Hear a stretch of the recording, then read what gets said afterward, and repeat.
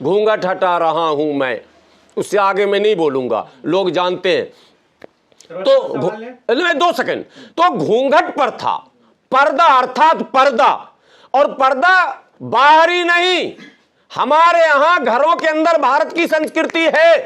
भैंसुर को देखकर हमारी माएं और बहनें घूंघट करती है, ससुर से भी घूंघट करती है, जितने भी है उनके पति के बड़े होते हैं, चाचा ताऊ, सबसे घूंघट करती है। क्या मतलब है? यह आतंकवाद से इसको जोड़ेंगे आप? इसको आप मैंने संस्कृति का पतन कहेंगे आप, या संस्कृति की रक्षा कहेंगे आप? इसलिए आपकी मानसिकता गलत है। कुमार जी ने जो कृत्य किया, नीतीश कुमार वृद्धावस्था में है, बीमार है, मानसिक रोगी है, इसमें कोई शक नहीं। ये बातें चुनाव से पहले भी आई थी, और चुनाव से पहले भी कई घटनाएं हो चुकी हैं मंचों पर। जब जनगण मन चल रहा था, राष्ट्रगान, तो वो जो है एक अफसर को गुदगुदी कर रहे थे, घुमा रहे थे, और एक को प्रणाम भी कर रहे थे, आने वाले को स्वागत भी कर रहे थे। राष्ट्रगान का अपमान, किसी ने कुछ नहीं कहा, चूंकि सत्ता पर रहते हुए पाप जो है वो मायने नहीं रखता है।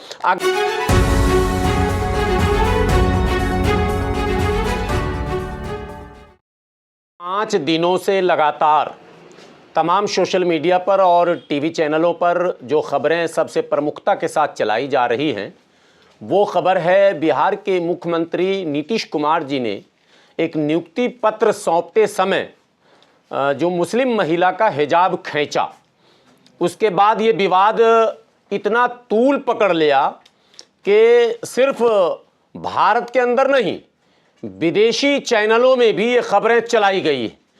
आप सभी पत्रकार बंधु जानते हैं इस बात को कि विदेश के चंद प्रमुख टीवी चैनलों में अल जजीरा का भी नाम आता है, और अल जजीरा ने भी इस खबर को नकारात्मक रूप से चलाया है, जिससे देश की छवि खराब हुई है।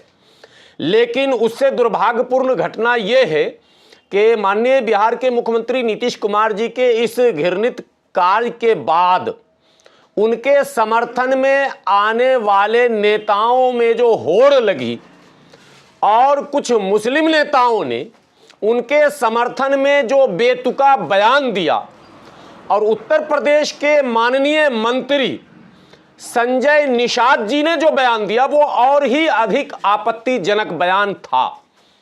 संजय निषाद जी के विषय में मैं मात्र इतनी बात बता दूं कि संजय निषाद जी की राजनीति पूरी तरह से जो मजबूत हुई, या यूं कहें कि जो राजनीतिक सफर उनका शुरू हुआ, वो मुस्लिम वोटों के सहयोग से शुरू हुआ, और मुस्लिम वोटों में भी स्पेशली अंसारी बिरादरी के वोटों का बड़ा सपोर्ट उनको रहा है। और मैं जिस पार्टी का राष्ट्रीय प्रवक्ता हूं, पीस पार्टी ने संजय निषाद जी को अपनी पूरी ताकत से प्रमोट किया था। एक जमाने में गठबंधन हुआ था, दोनों नेता हमारे माननीय राष्ट्रीय अध्यक्ष डॉक्टर अय्यूब साहब और संजय निषाद साहब एक मंच पर दिख भी रहे। दुर्भाग्य इस बात का है कि जिन जिन नेताओं को भारत का अल्पसंख्यक प्रमोट करता है, ताकत लगाता है, उसके नारे लगाता है, उसको लीडर बनाता है, जब वो किसी और दल से गठबंधन कर लेता है तो सबसे ज्यादा हमला मुसलमानों पर करता है। जाए किसके साथ जाए? आज हमारी आबादी अधिकांश माइनॉरिटी पूरे भारत में या तो कांग्रेस को वोट देती है, या आरजेडी को, या टीएमसी को, या समाजवादी पार्टी को, या बहुजन समाज पार्टी को, या फिर माननीय चंद्रशेखर आजाद जी को। माननीय चंद्रशेखर रावण जी को सभी लोग जानते हैं कि इस वक्त मुसलमानों का जबरदस्त समर्थन नगीना के अंदर मिला था, और वो माननीय सांसद बन गए अब, और वो बोल भी रहे हैं। लेकिन क्या कभी भविष्य में उनका भी गठबंधन किसी और से हो जाएगा तो वो भी बदल जाएंगे क्या? ये सोचकर भारत का मुसलमान बहुत चिंतित है कि आखिर सोच में इतनी जल्दी परिवर्तन, विचारधारा में इतना बदलाव, और भाषा और शैली में इस तरह का माने तीखापन, ये अचानक केवल सत्ता और कुर्सी के कारण क्यों आता है? मैं सारी बात आपके सामने रखूंगा। पीस पार्टी की क्या क्या आपत्ति है वो भी बात रखूंगा आपके सामने, लेकिन एक उदाहरण देश की जनता, विशेषकर हमारे जो हिंदू भाई हैं, देश की बड़ी आबादी जो हमारे हैं, जो पिछड़े हैं, दलित हैं, आदिवासी हैं, उनके लिए मैं स्पेशल एक बात कहता हूं। दिल्ली में एक नेता कपिल मिश्रा हुआ करते थे, भगवान उनकी आत्मा को शांति दे, चले गए, नहीं वो मैं रॉन्ग कह रहा हूं, चले गए, दुनिया से नहीं चले गए, पार्टी से चले गए। पहले वो आम आदमी पार्टी में थे, आम आदमी पार्टी में वो मंत्री भी थे। विधानसभा के अंदर, सदन के अंदर, ऑफ रिकॉर्ड नहीं, ऑन रिकॉर्ड, जो रिकॉर्ड मिट नहीं सकता, विधानसभा के अंदर उनका एक भाषण है जो अब फिर वायरल हो रहा। उस भाषण में उन्होंने माननीय प्रधानमंत्री और माननीय गृह मंत्री पर जो आरोप लगाए हैं, स्वतंत्र भारत में किसी प्रधानमंत्री पर सदन के अंदर या सदन के बाहर इस तरह का आरोप आज तक किसी ने नहीं लगाया। मैं उस आरोप को दोहराऊंगा नहीं, वीडियो देखिएगा। मुसलमानों के पक्ष में जो कपिल मिश्रा के बयान हैं, या यूं कहें कि जो सच बयान है, मैं पक्ष विपक्ष क्या कहूं इसको, जो सच्ची बात है जो कपिल मिश्रा जी ने तब रखी थी, अचानक भारतीय जनता पार्टी में जाने के बाद उनके जो बयान है, दोनों को आप मिलाएंगे तो आग और पानी, यानी के जमीन और आसमान का फर्क। आखिर ऐसा हृदय परिवर्तन क्यों होता है, यह एक बड़ा सवाल है। अब यह डर लगता है कि किस पर भरोसा करे। राजनेताओं ने अपना भरोसा खो दिया। अब मुख्यमंत्री नीतीश कुमार जी के समर्थन में जो बयानों का एक लंबा चौड़ा सीरीज है, एक पूरी फहरिस्त है, उसमें सबसे ज्यादा बड़बोले नेता केंद्रीय मंत्री गिरिराज बाबू का नाम है। गिरिराज बाबू ने कहा कोई इस्लामिक राष्ट्र थोड़े है। देखिए ये बहस क्या है और कहां ले जाया जा रहा। ये इस्लामिक राष्ट्र नहीं है, ये भारत है, और यहां आप पासपोर्ट बनाने जाएंगे तो आपको चेहरा दिखाना होगा। देखिए एक तर्क, पासपोर्ट बनाने जाएंगे, पहचान पत्र बनाने जाएंगे, आधार कार्ड बनाने जाएंगे, कुछ भी बनाने जाएंगे, रियलिटी है कि चेहरा दिखाना होगा, और चेहरा दिखाने पर किसी को कोई आपत्ति नहीं है। लेकिन उन तमाम व्यवस्थाओं के बाद भी हमारी करोड़ों महिलाएं, माएं और बहनें हैं जो घूंघट करती हैं। मैं हिंदू भाइयों के लिए कह रहा हूं, आज भी घूंघट प्रथा समाप्त नहीं हुआ इस देश से, और ना होगा। हालांकि करने की कोशिश की जा रही है। जो वेस्टर्न कल्चर है या आर्यन कल्चर है वो थोपा जा रहा, यानी आरएसएस का जो कल्चर है वो कल्चर ये है कि नहीं घूंघट ना हो। मतलब क्या है समझ लीजिए, मैं इससे ज्यादा नहीं बोलूंगा, शब्द फिर दूसरे आ जाएंगे। जिस संस्कृति की रक्षा की बात की जाती है, तथा कथित संघ और संघ के समर्थक सड़कों पर कहते हैं सांस्कृतिक परिवर्तन किया जा रहा। सच्चाई यह है कि संस्कृति की रक्षा की जा रही है इस्लाम के द्वारा, हिंदुत्व के द्वारा, आदिवासियों के द्वारा, दलितों के द्वारा, पिछड़ों के द्वारा। लेकिन संघ समर्थक सभी घटक सांस्कृतिक परिवर्तन के सबसे बड़े समर्थक हैं वो। इसलिए कि हिजाब का जब मसला आता है, हिजाब का मतलब नकाब, नकाब का मतलब पर्दा। अब आपको मैं बताऊं, गर्मी के मौसम में आप दिल्ली की सड़कों पर भी घूमते होंगे तो आपने देखा होगा हमारी बहनें दुपट्टा बांध कर चलती हैं। आम दिनों में भी हमारी बहनें दुपट्टा बांध कर चलती हैं। आम दिनों में वो बहनें हिंदू भी होती हैं, सिख भी होती हैं, ईसाई भी होती हैं, बौद्धिस्ट भी होती हैं, जैनिज भी होती हैं, मुस्लिम भी होती हैं। केवल नकाब से ही नहीं ढका जाता, दुपट्टे से भी ढका जाता है, साड़ी से भी ढका जाता है। जो जहां का लिबास है, यहां तक के वो जो राजस्थान में एक लिबास है जिसको आप जो घाघरा और चोली वाला लिबास बोलते हैं, उसमें भी इतना बड़ा दुपट्टा है कि आप किसी भी शादी में, ब्याह में, उनके सांस्कृतिक कार्यक्रमों में जाएंगे, आप देखेंगे राजस्थान की हमारी माएं और बहनें इतने दूर तक लंबा घूंघट करती हैं। और एक विवाद, जब ये नीतीश कुमार जी का विवाद आया तो एक वीडियो पुराना भी आया अशोक गहलोत जी का, और अशोक गहलोत जी नकाब नहीं खींच रहे हैं, घूंघट हटा रहे हैं। और एक गाना बहुत प्रसिद्ध है, उसको मैं आपके सामने गा नहीं सकता हूं, घूंघट हटा रहा हूं मैं, उससे आगे मैं नहीं बोलूंगा, लोग जानते हैं। तो 2 सेकंड, तो घूंघट पर था, पर्दा अर्थात पर्दा, और पर्दा बाहरी नहीं, हमारे यहां घरों के अंदर भारत की संस्कृति है। भैंसुर को देखकर हमारी माएं और बहनें घूंघट करती है, ससुर से भी घूंघट करती है, जितने भी है उनके पति के बड़े होते हैं, चाचा ताऊ, सबसे घूंघट करती है। क्या मतलब है? यह आतंकवाद से इसको जोड़ेंगे आप? इसको आप माने संस्कृति का पतन कहेंगे आप, या संस्कृति की रक्षा कहेंगे आप? इसलिए आपकी मानसिकता गलत है। अब मुख्य मुद्दे पर बोलूं, फिर आप सवाल लेंगे। नीतीश कुमार जी ने जो कृत्य किया, नीतीश कुमार वृद्धावस्था में है, बीमार है, मानसिक रोगी है, इसमें कोई शक नहीं। ये बातें चुनाव से पहले भी आई थी, और चुनाव से पहले भी कई घटनाएं हो चुकी हैं मंचों पर।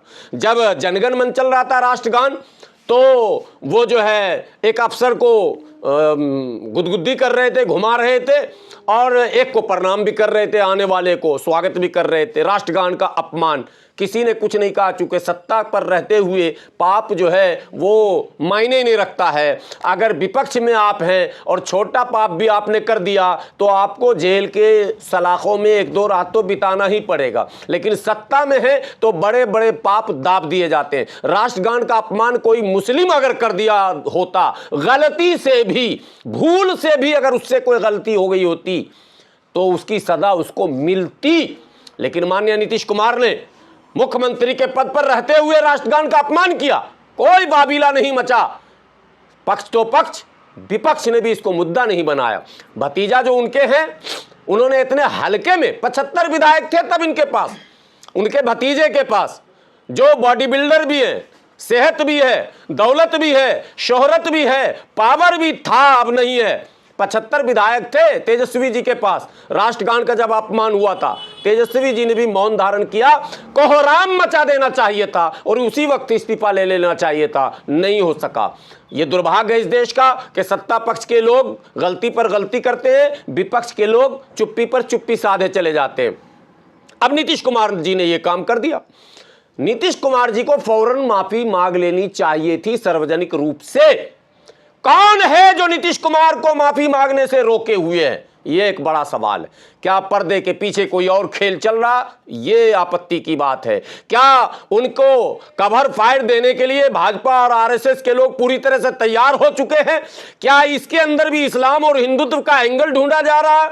क्या मुस्लिम महिलाओं के अपमान को सुनियोजित ढंग से करवाया गया? बहुत सारे सवाल हैं, इसका भी जवाब जानना चाहता है भारत का आम नागरिक।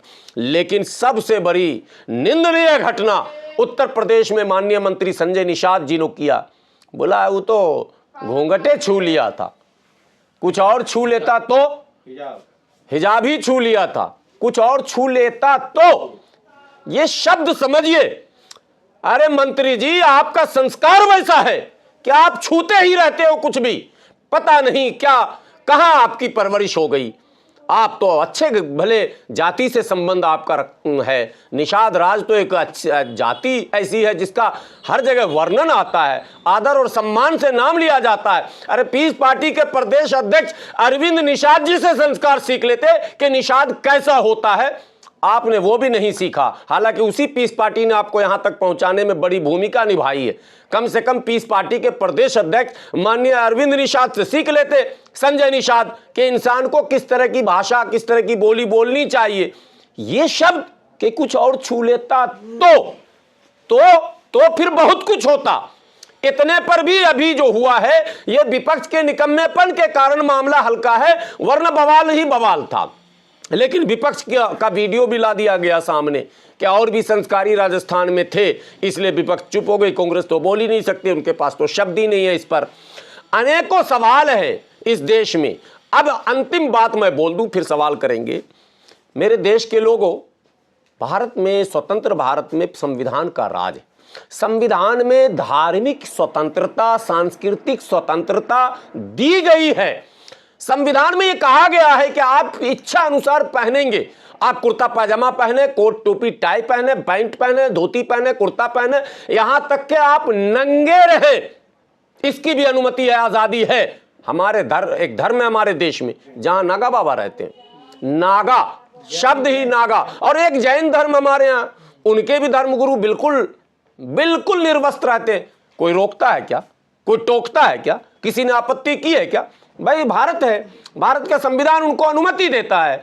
उनकी संस्कृति, उनका धर्म वो लालन पालन करें, हमें क्या आपत्ति होगी। लेकिन आप कहोगे कि नंगा तो हम घूमेंगे मगर तुमको हम पर्दे में रहने नहीं देंगे, मरते दम तक, क़यामत तक ये नहीं हो सकता है। अगर तुमने जबर करने की कोशिश की, अगर तुमने संविधान की इन तमाम स्वतंत्रताओं को समाप्त करने की कोशिश की, मजहबी आजादी पर अगर तुमने ब्रेक लगाने की कोशिश की, तो तुमसे हम लड़ेंगे वैसे ही जैसे अंग्रेज से लड़े थे। पीछे हटने वाले नहीं है, संविधान की रक्षा के लिए अंतिम दम तक संघर्ष करेंगे। इसलिए यह ऐलान समझ लेने का, तोता बोलने की जुर्रत न करें, तोता बोलने की कभी हिम्मत न करें। भूल जाए आप क्या आप धमका रहे हैं किसी को, कोई आपकी धमकी और डरने में नहीं। हम संविधान की रक्षा करने वाले लोग हैं, हम समाज में सद्भाव फैलाने वाले लोग हैं, हम अमन, चैन, प्यार, प्रेम चाहते हैं, इसलिए हम बहुत सिस्टमेटिक ढंग से बात करते हैं। आप ये कहते हैं तो में फिर आप भी नहीं रहोगे, आप शूद्र हो। जिस मनुस्मृति को आप इनडायरेक्टली सपोर्ट कर रहे हो संजय निषाद जी,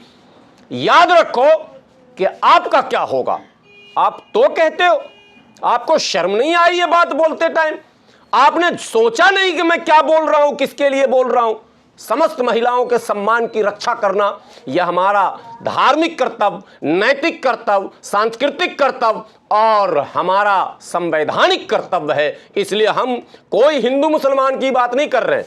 किसी भी महिला का कोई यदि इस तरह का अपमान करे, उसके इच्छा के विरुद्ध, अब नीतीश कुमार जी से एक लाइन की बात और देश के लोग जाने, मुख्यमंत्री और प्रधानमंत्री के प्रोग्राम का एक प्रोटोकॉल होता है, लिस्ट बनती है, बगैर जांच पड़ताल के कोई अंदर नहीं जाता है।